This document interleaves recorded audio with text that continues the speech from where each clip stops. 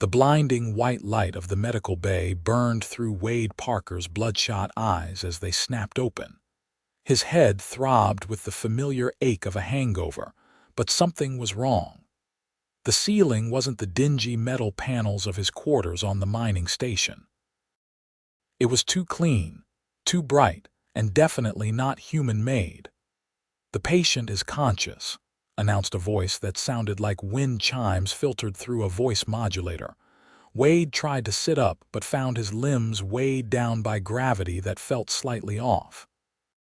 He managed to prop himself on his elbows and immediately regretted it as nausea swept through him. "Where the hell am I?" he groaned, squinting at the tall, slender figure approaching his bed.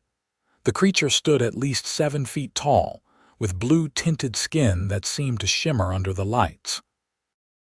Its 4 eyes blinked in different patterns, and what Wade assumed was its mouth moved in unusual ways as it spoke. "You are in the medical facility of the Galactic Union outpost on Proxima Centauri B," the alien said, consulting something that looked like a transparent tablet. "I am Dr. Nevin, chief xenophysician. You were found unconscious in your mining pod when it drifted into our security perimeter." Wade's memories started trickling back. The solo mining operation. The celebration after hitting a platinum vein. The bottle of contraband whiskey he'd smuggled from Earth. "Right," Wade mumbled. "The pod's autopilot must have kicked in when I took a nap." Dr. Nevin's upper eyes narrowed. "That was not a nap, Mr. Parker. You lost consciousness due to severe metabolic distress. Your liver is failing." Wade snorted and tried to wave dismissively, but his arm felt like it was moving through syrup. "That's alcohol. Nothing to worry about." All 4 of Nevin's eyes blinked simultaneously in what Wade guessed was shock. "Mr. Parker, this is not a minor condition. Your liver function is at 28% capacity. Without immediate intervention, you will die within 14 Earth days." Wade tried to laugh, but it came out as a weak cough. "Look, Doc, I've been drinking since I was 16. My liver's used to it. Just give me some painkillers for this hangover and I'll be on my way." Dr. Nevin made a sound like fluttering paper. "Your casual dismissal of severe organ failure is concerning. Perhaps you do not understand the severity." "I understand just fine," Wade interrupted. "I'm a deep space miner. We drink.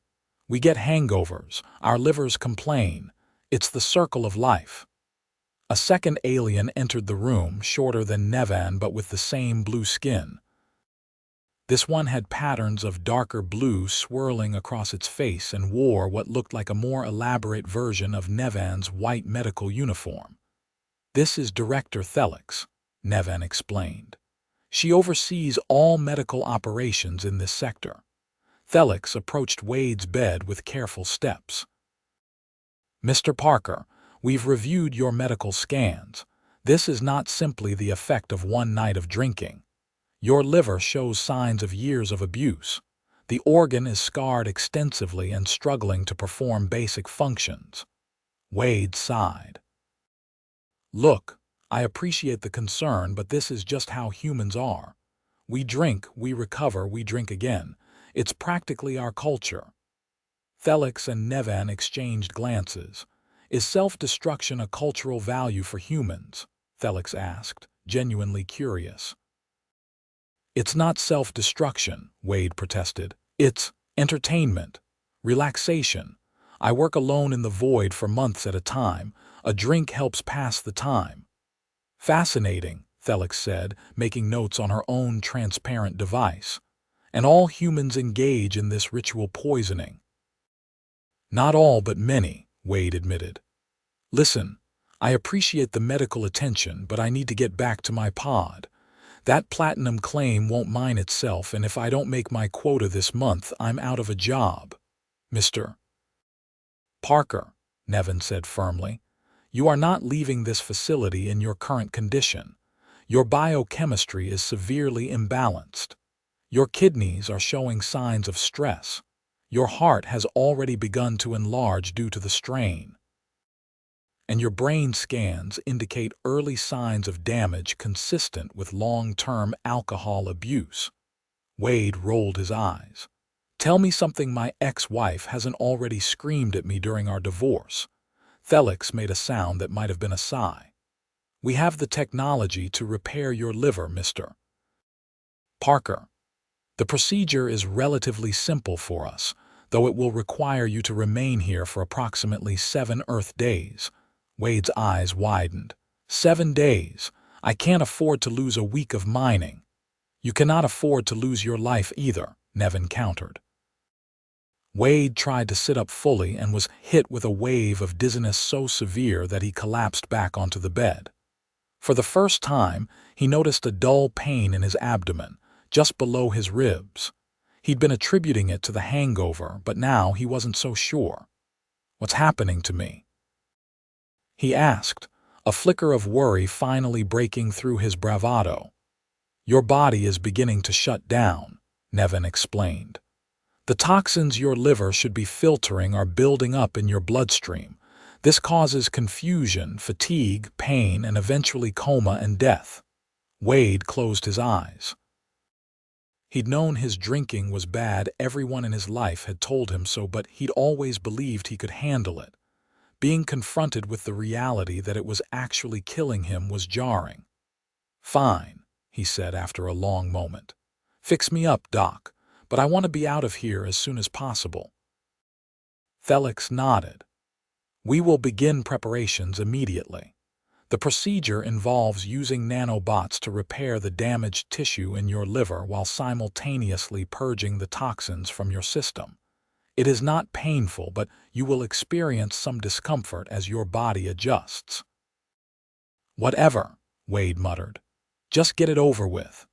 As the aliens prepared for the procedure, Wade found himself reflecting on the choices that had brought him here. The divorce 3 years ago had been the final push that sent him off-world. Mining in deep space was dangerous, lonely work, but it paid well, and there was no one around to judge him for how he coped with the isolation. A younger alien entered the room, carrying what looked like a small silver case. This one had green-tinted skin and only 2 eyes. This is Technician Zen, Nevin introduced. He will be administering the nanobots and monitoring their progress. Zen nodded politely.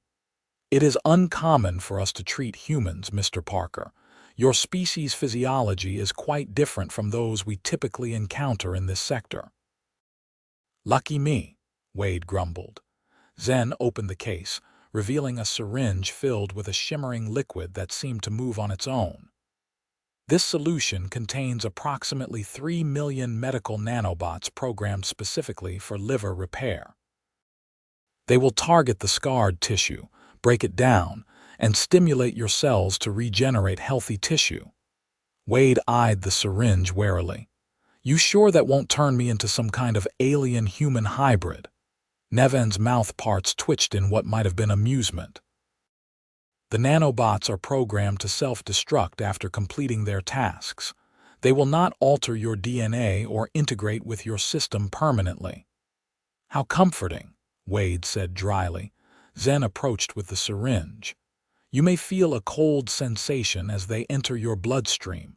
This is normal. Wade winced as the needle pierced his arm.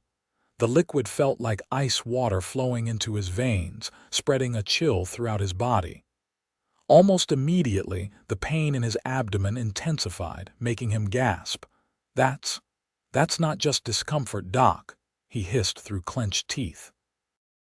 The nanobots are beginning to break down the damaged tissue, Nevin explained. Your body perceives this as an attack. We can administer pain management if you wish. Yes, Wade groaned. All of it. Now. Felix nodded to Zen, who prepared another injection. This one brought blessed relief, the pain fading to a dull throb. You will need to remain still for the next few hours while the nanobots establish their initial repair network, Felix explained. After that, You will be able to move around the facility, but you must remain on site for monitoring." Wade nodded weakly, already feeling drowsy from the pain medication. "Whatever you say, Doc." As he drifted off, Wade couldn't help but think about the irony of his situation. He'd fled Earth to escape the consequences of his choices, only to have them catch up to him in the most unexpected way possible, an alien medical bay at the edge of human-explored space. When Wade woke again, the lighting in the room had dimmed to a soft blue glow. He felt strange, not exactly better, but different. The pain in his abdomen had transformed into a persistent tingling sensation, like pins and needles. Neven was standing near the foot of his bed, monitoring readings on a holographic display that hovered in the air. "How long was I out?" Wade asked, his mouth dry. "Approximately 6 Earth hours," Neven replied. "The nanobots have completed their initial mapping of the damage and have begun the repair process. Your vital signs are improving already." Wade tried to sit up and found it easier than before. "I don't feel as awful." "That's something, I guess. The toxins are being filtered out by our supplementary system," Neven explained, gesturing to a machine connected to Wade by tubes running into his arm. "It is performing the function your liver cannot until the repairs are complete." Wade stared at the tubes and the pulsing fluids moving through them. "So I'm basically on alien dialysis." "A simplified but accurate assessment," Neven agreed. "Are you experiencing hunger? We have synthesized nutrient solutions compatible with human physiology." As if on cue, Wade's stomach growled. "I could eat. Nothing fancy, though. My stomach hasn't been reliable lately." Neven touched a panel on the wall and a section slid open to reveal a small compartment. Inside was a bowl containing what looked like blue oatmeal. "This is a protein-rich substrate with added vitamins and minerals your body requires for healing," Neven explained, bringing the bowl to Wade. "It has been formulated to be gentle on your digestive system." Wade took a cautious spoonful. It tasted better than it looked, something like cinnamon and vanilla with a hint of blueberry. "Not bad," he admitted. "I am curious, Mr. Parker," Neven said as Wade ate. "Our scans indicate that your liver damage has been progressing for at least 5 Earth years. Were you not aware of the deterioration of your health?" Wade paused mid-bite. "I knew I was drinking too much. My ex-wife Heather made that pretty clear every day for the last 2 years of our marriage. But out in deep space, health checkups aren't exactly a priority." "This seems like a significant oversight in human mining operations," Neven observed. "Surely your employers have some responsibility for your well-being." Wade laughed bitterly. "Deep space mining is contract work. I own my pod, I set my hours, and I'm responsible for my own health. The company just buys what I dig up. It's why a lot of us choose it, no boss looking over your shoulder. And no medical professional monitoring your health," Neven added pointedly. Wade shrugged. "Freedom has its price." "A price that nearly cost you your life," Neven said. "Director Thelix wishes to speak with you when you have finished eating. She has concerns about your return to mining operations." Wade frowned. "I already told you, I'm going back as soon as I'm fixed up. I can't afford to lose my claim." "I will let her explain," Neven said diplomatically. Before leaving the room, Wade finished the blue oatmeal, surprised by how much better he felt after eating. The foggy thinking that had plagued him for months seemed to be clearing slightly. He hadn't realized how accustomed he'd become to feeling unwell until he got a taste of improvement. True to Nevan's word, Director Thelix entered the room shortly after. She carried a physical folder, an unexpected sight in this high-tech facility. "Mr. Parker," she greeted him. "I hope you are feeling the benefits of our treatment already." "I am," Wade admitted. But Nevin mentioned you have concerns about me returning to work. Felix placed the folder on a surface near Wade's bed. I have reviewed your medical data more thoroughly. The damage to your liver is not your only health concern. Your nervous system shows signs of early deterioration. Your bone density is below normal parameters for a human male of your age, and your cardiovascular system is under significant stress. Wade sighed. Look, I appreciate the full checkup, but I didn't ask for it and I can't pay for it. The liver fix is all I agreed to. Payment is not the issue, Felix said. The Galactic Union provides medical care to all sentient beings in distress within our jurisdiction. My concern is that returning you to your current living situation would be medically irresponsible. Medically irresponsible, Wade repeated, anger rising. It's my life, my choice. Indeed, Felix agreed calmly.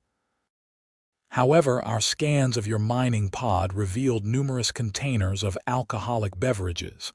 Given your addiction, I'm not addicted, Wade interrupted sharply. I drink by choice.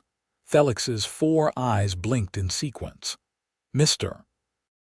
Parker, your brain scans show clear neurochemical patterns consistent with addiction. Your body has adapted to require alcohol for normal functioning. This is not a moral judgment but a medical fact. Wade wanted to argue but found he couldn't form a coherent counterargument. Deep down, he knew she was right. The shaking that started if he went too long without a drink, the increasing amounts he needed to feel the same effects, the blackouts that were becoming more frequent, these weren't signs of casual drinking. What are you suggesting? He finally asked, his voice quieter. We can repair your liver, Felix explained, but unless the underlying behavior changes, you will simply damage it again. The Galactic Union has rehabilitation programs for substance dependencies. They are highly effective and can be completed in parallel with your physical recovery. Wade stared at the ceiling, conflict warring inside him. The thought of giving up alcohol terrified him. It had been his constant companion, his escape from the loneliness of space and the failures of his past. And if I refuse? That is your right, Felix said. We will complete the liver regeneration as agreed, but I must inform you that without addressing the addiction, our projections indicate your liver will reach critical failure again within 8 Earth months. And the damage may be too extensive for nanobots to repair a second time. The bluntness of her statement hit Wade like a physical blow. 8 months. Less than a year before he'd be right back here, or more likely, dead in his pod with no alien doctors to save him. I need to think about it, he said finally. Of course, Felix replied. In the meantime, would you like to view your mining pod? It has been brought into our docking bay. Wade nodded, grateful for the change of subject. I'd like that. With Nevan's help, Wade was disconnected from the filtration machine and helped into what appeared to be a hover chair. His legs felt weak, and the tingling sensation in his abdomen persisted, but it was good to be mobile. The alien facility was larger than Wade had imagined, with curving corridors that seemed to flow organically rather than follow the rigid grid pattern of human space stations. Other aliens of various species moved about, some casting curious glances at Wade as he passed.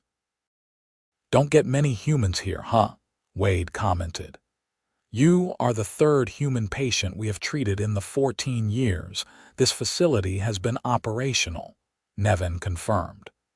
Your species tends to avoid this sector due to the gravitational disturbances caused by the binary star system. Those disturbances are exactly why the platinum deposits are so rich, Wade explained. The unique radiation patterns cause molecular compression that forms ultra-pure metal veins, worth the risk for independent miners. They arrived at a vast hangar bay where Wade's mining pod sat looking small and shabby compared to the sleek alien vessels surrounding it. The pod was essentially a reinforced cylinder with engines at one end and a small cockpit at the other, with various mining tools and equipment attached to its exterior. "Your vessel is quite rudimentary," Nevin observed diplomatically. Wade snorted. "It's a piece of junk, but it's my piece of junk. Cost me everything I had after the divorce." He peered at the pod more closely. "Have you been inside it?"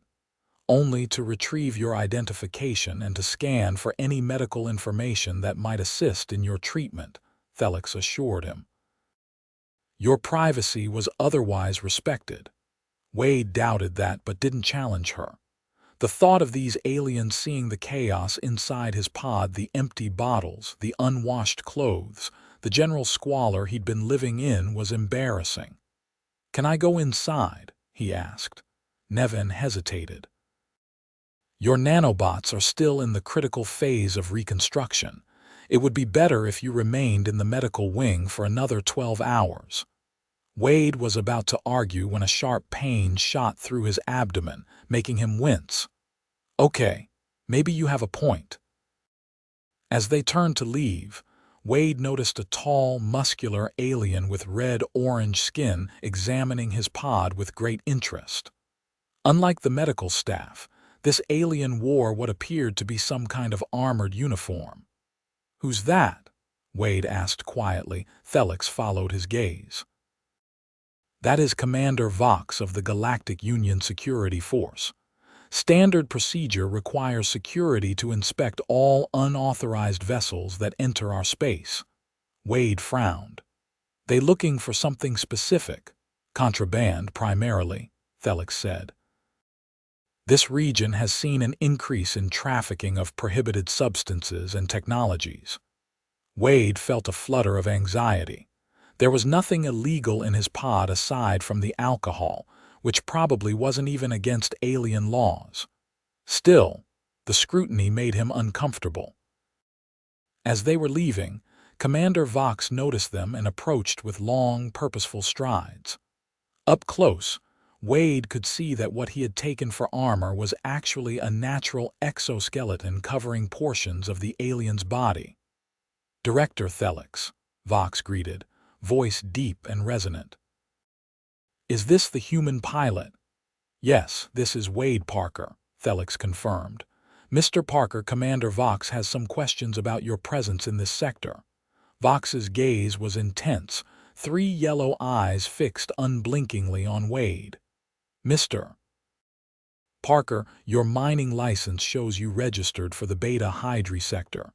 You are significantly off course. Can you explain?" Wade hadn't expected this line of questioning. "I must have drifted after I lost consciousness. The autopilot should have kept me in my sector." "Your autopilot was deactivated," Vox stated flatly. "And your navigation system shows a deliberate course change 2 days ago." Wade frowned, genuinely confused.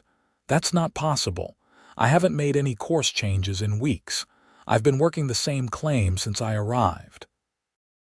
"Perhaps your memory is affected by your medical condition," Vox suggested, though his tone implied he didn't believe it. "Commander," Nevin interjected, "Mr. Parker's cognitive functions have indeed been impaired by hepatic encephalopathy, a condition where toxins affect brain function due to liver failure. Memory lapses are a common symptom." Vox seemed to consider this. "Nevertheless, we will need to conduct a thorough inspection of your vessel. There have been incidents of human miners being used as unwitting transporters by smuggling operations." "Smuggling," Wade repeated, alarmed. "I'm not involved in anything like that." "We shall see," Vox said non-committally. "Director Thelix, please ensure the human remains available for further questioning." With that, Vox returned to the pod, joined by 2 other security officers who began scanning the exterior with handheld devices. "What the hell is going on?" Wade demanded as Nevin wheeled him back toward the medical wing. "It is likely just standard procedure," Thelix assured him, though she sounded less than certain. The commander is very thorough. Wade's mind raced. Had someone tampered with his pod, it wasn't impossible. When he drank heavily, he sometimes passed out for extended periods. Anyone with basic hacking skills could have docked with his pod, altered his course, and hidden something on board. By the time they returned to the medical room, Wade was sweating and his heart was racing, a fact that did not go unnoticed by Nevan. "Your stress levels are elevating your blood pressure," the doctor observed, helping Wade back onto the bed. "This is not conducive to healing." "How can I not be stressed?" Wade demanded. "I wake up in an alien hospital, find out I'm dying, and now I might be implicated in some kind of smuggling operation." "Focus on your recovery first," Thelix advised. "If there is contraband on your vessel, it will be evident that it was placed there without your knowledge." Wade wasn't so sure. The Galactic Union might not be familiar enough with humans to understand how alcohol impaired judgment and awareness. For all he knew, they might consider him complicit simply for being intoxicated. "I need to rest," Wade said finally, the combination of stress and the ongoing medical procedure draining his energy. "A wise decision," Nevan agreed, reconnecting Wade to the filtration machine. "The nanobots are entering the tissue regeneration phase.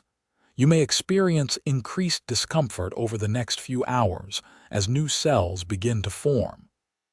Wade barely heard the explanation, his mind still fixated on what Commander Vox might find in his pod. Eventually, exhaustion overcame worry, and he fell into a fitful sleep. Dreams of bottles filled with shimmering platinum and mining tools that transformed into syringes plagued Wade's sleep. He woke with a start to find a new alien standing over him, this one with purple skin and six-fingered hands that were adjusting something on the filtration machine. "Who are you?" Wade asked groggily. "I am medical technician Rala," the alien replied softly. "I am simply adjusting your filtration parameters based on your latest blood work. Your toxin levels are decreasing steadily." Wade tried to sit up and gasped at the sharp, burning sensation in his abdomen. "What's happening to me?" "The nanobots have entered the accelerated regeneration phase," Rala explained. "Your liver is growing new tissue rapidly. The discomfort is expected but should subside within 2 hours." Wade lay back down, breathing through the pain. "Any word from Commander Vox?" Rala hesitated. "I am not authorized to discuss security matters." "That sounds like a yes," Wade muttered. "Dr. Nevan will be here shortly," Rala said, clearly uncomfortable. "He can address any concerns you have." True to the technician's word, Nevan arrived minutes after Rala departed. The doctor carried a new transparent tablet and looked more serious than before. "Mr. Parker," he began formally, "I have 2 matters to discuss with you. First, your medical progress is excellent. The nanobots have exceeded our expectations in tissue regeneration. Your liver function has improved to 42% capacity, and we project full restoration within the 7-day time frame initially estimated." "That's the good news," Wade guessed. "What's the bad?" Nevan's 4 eyes blinked in sequence. "Commander Vox has completed his initial inspection of your mining pod. He found several anomalies that require explanation." Wade's heart sank. "What kind of anomalies?" "There is a hidden compartment beneath the floor of your living quarters that contains 20 kilograms of an unidentified substance," Nevan stated.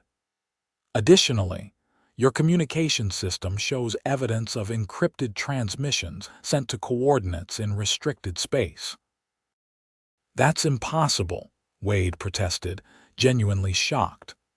"I've never installed any hidden compartments, and I barely use the comms except to upload my mining reports to the company." "Commander Vox wishes to speak with you directly," Nevan continued. However, I have informed him that you are in a critical phase of medical treatment and cannot be subjected to formal interrogation for at least another 12 hours. Wade felt a surge of gratitude toward the alien doctor. Thanks for that. It is not merely courtesy, Nevin clarified. It is medical fact. Your body is under significant stress from the regeneration process. Additional psychological stress could compromise the effectiveness of the treatment. Before Wade could respond, Director Thelix entered the room, followed by a human woman in what appeared to be a formal uniform, the first human Wade had seen since awakening in the facility. Mr. Parker, Thelix began. This is diplomatic representative Hannah Nelson from the Earth Consulate on Proxima Centauri B. She has been notified of your situation, as per the Galactic Union's protocols, regarding potential legal issues involving foreign nationals. Hannah Nelson was a striking woman in her mid-40s with short blonde hair and a no-nonsense expression. She approached Wade's bed and offered a small nod. Mr. Parker, I'm here to ensure your rights are protected under the Joint Species Accords, she explained. I've reviewed the preliminary findings from Commander Vox's investigation, and I must advise you that the situation is serious. I didn't put anything in my pod, Wade insisted. I don't know anything about hidden compartments or encrypted transmissions. I believe you, Nelson said, surprising him. The compartment is professionally installed and would require specialized tools and expertise. The encryption on the communications is military grade. Neither is consistent with the profile of a solo miner. Then why am I being treated like a suspect? Wade demanded.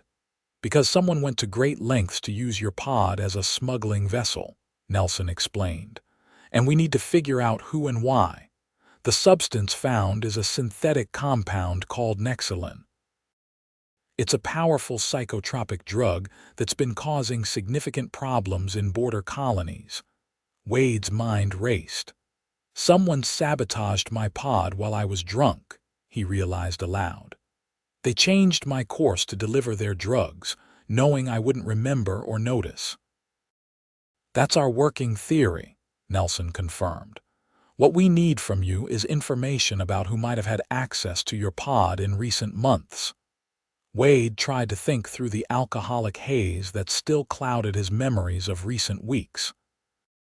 I docked at Outpost Sigma about a month ago for supplies.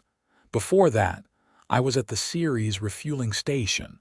Those are the only times I've been near other ships or stations. Nelson made notes on a small device. We'll investigate both locations. In the meantime, Commander Vox has agreed to postpone your formal interview until Dr. Nevin clears you medically. What happens after that? Wade asked. Am I free to go once my liver's fixed? Nelson and Thelix exchanged glances. That depends on the investigation, Nelson said carefully. If we can prove you were an unwitting mule, you'll likely be cleared of any charges. However, your pod is currently impounded as evidence. So I'm stuck here, Wade concluded bitterly. For now, Nelson agreed. But considering the alternative was dying alone in space from liver failure, perhaps that's not the worst outcome. Wade couldn't argue with that logic, though the thought of being stranded on an alien outpost with no ship and no way to earn a living was daunting. There is another matter we should discuss, Thelix interjected. Mr. Parker, regardless of the legal situation, your medical condition requires ongoing attention. Have you considered our offer of rehabilitation services? Wade felt cornered. His pod impounded, his liver being rebuilt by alien technology, and now pressure to address his drinking. Yet beneath the defensiveness, a small voice of reason whispered that this might be his only chance to break the cycle. If I'm stuck here anyway, he said slowly, I might as well hear more about this rehabilitation program. Felix's mouth parts moved in what Wade had come to recognize as a smile. A wise decision. We can begin preliminary assessments once your liver regeneration reaches 60% function, likely tomorrow. After Nelson and Felix left, Wade was alone with Nevan again. The pain in his abdomen had subsided to a dull throb, and for the first time since awakening in the facility, he felt clear-headed enough to truly process his situation. "Doc," he said after a long silence, "how bad was I when they brought me in?" "Really?" Nevan considered the question. "Had you remained unconscious in your pod for another 24 hours, you would have suffered complete liver failure, followed by multi-organ collapse. In simple terms, you were approximately 36 hours from death." The bluntness of the assessment struck Wade like a physical blow. He'd known his drinking was problematic, but he'd never truly believed it could kill him. And the nanobots, they're really fixing everything. "No permanent damage. Your liver will regain full functionality," Nevan confirmed. "However, there are other effects of long-term alcohol abuse that cannot be so easily reversed. Some neurological pathways have been permanently altered. Your cardiovascular system shows early signs of damage that will require separate treatment if you wish to address it." Wade stared at the ceiling, contemplating a future he hadn't expected to have. "I've really been killing myself, haven't I?"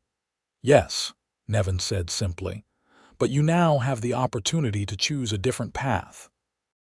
The next 3 days passed in a blur of medical procedures, interviews with Commander Vox, and preliminary sessions with a Galactic Union addiction specialist, an empathetic alien named Kren, whose species had evolved from aquatic origins. The investigation into Wade's pod revealed a sophisticated operation. The hidden compartment had been installed during his stay at Outpost Sigma, where security footage showed a maintenance worker spending unusual amounts of time on what should have been routine repairs. The worker had since disappeared, but Union security was tracking several leads.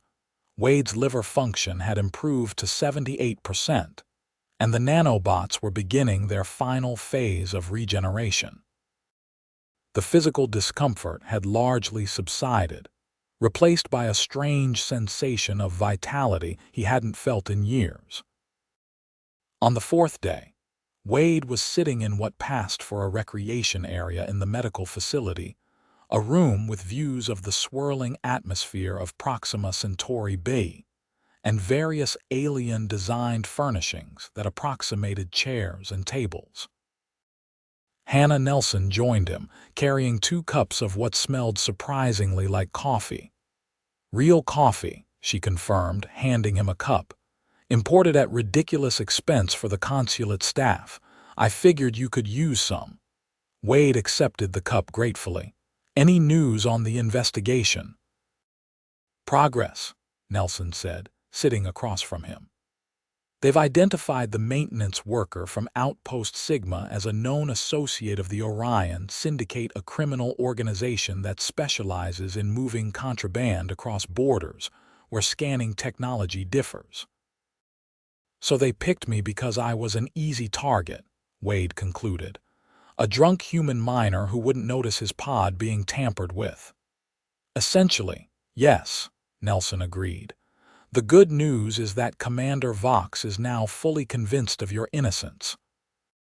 The bad news is that your pod remains key evidence in a major smuggling investigation and won't be released anytime soon." Wade sipped the coffee, savoring the familiar taste. "So I'm still stuck here?"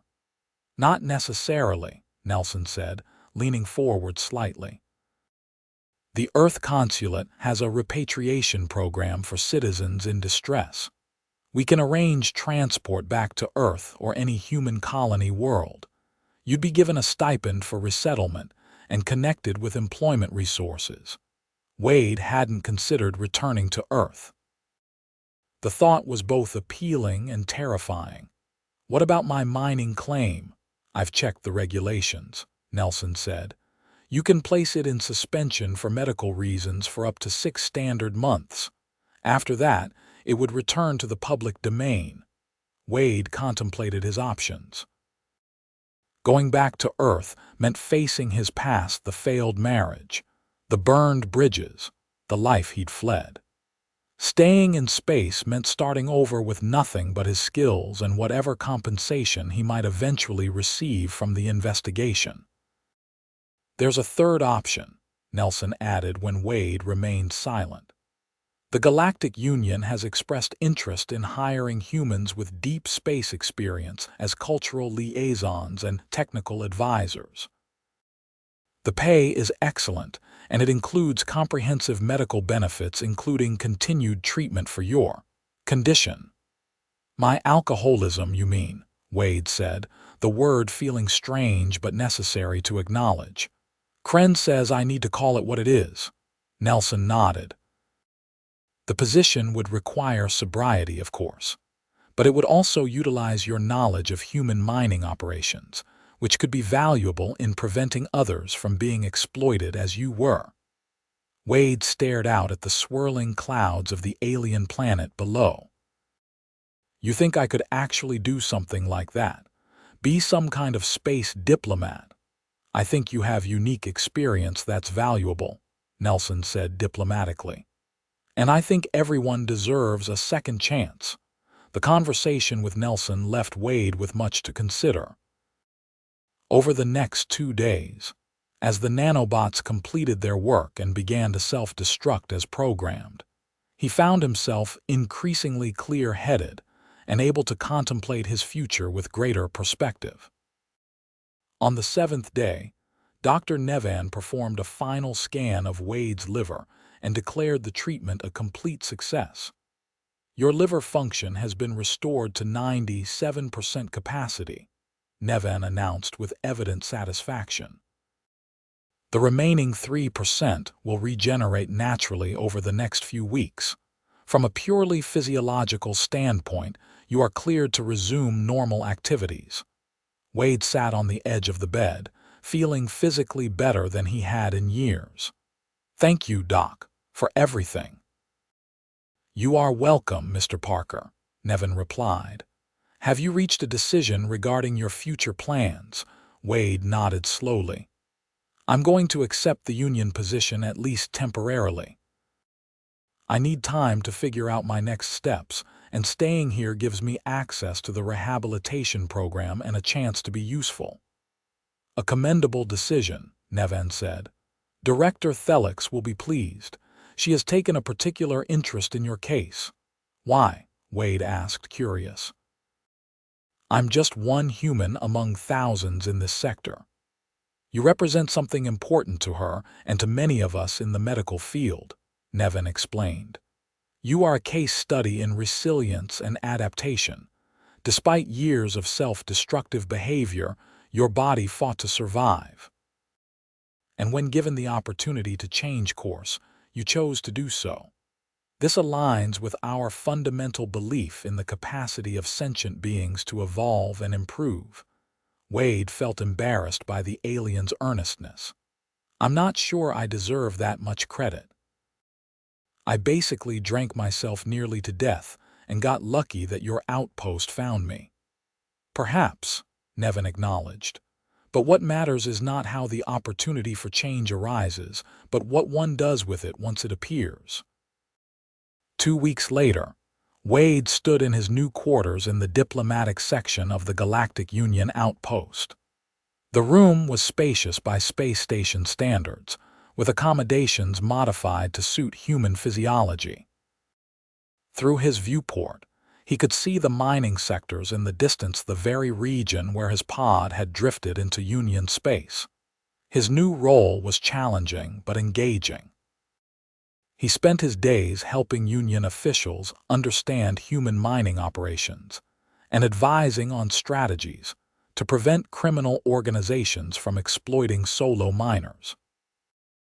In the evenings, he attended rehabilitation sessions with Kren, and a small group of other beings struggling with various forms of addiction. The cravings for alcohol hadn't disappeared, but they had diminished, and Wade was learning techniques to manage them. The clarity of mind that came with sobriety still surprised him. Daily memories were sharper, emotions more distinct, and his sense of purpose stronger than it had been in years. A chime at his door interrupted his reflection. It was Hannah Nelson, who had become something of a mentor as he adjusted to his new role. "Wade," she greeted him. "I thought you'd want to know immediately. They've made arrests in your case." Wade gestured for her to enter. "The Orion Syndicate, 3 key members," she confirmed. "And they've recovered similar modifications in 6 other mining pods. You weren't the only one they targeted, just the only one lucky enough to drift into Union space instead of making the delivery." Wade shook his head. "Hard to believe that liver failure saved my life." "Sometimes our lowest moments lead to unexpected opportunities," Hannah observed. "The Union Council is implementing new security protocols for independent miners based partly on your recommendations. You're making a difference." Wade smiled slightly. "Not bad for a guy who was drinking himself to death a month ago. Speaking of which," Hannah said, producing a small box, "the medical team asked me to give you this." Wade opened the box to find what appeared to be a small metallic disc with an embedded blue light. "What is it?" "A personal health monitor," Hannah explained. "It's calibrated specifically to your physiology and will alert you to any changes in your liver function or other vital systems. It's standard issue for all Union diplomatic personnel, but they've modified this one to be particularly sensitive to the markers of liver stress." Wade turned the device over in his hand, struck by the symbolism of it. A month ago, he wouldn't have cared enough about his health to use such a device. Now, it represented his commitment to the new path he'd chosen. "Tell them thank you," he said, placing the monitor on his wrist where it adhered gently to his skin. "There's something else," Hannah added. "Commander Vox believes they've collected all the evidence they need from your pod.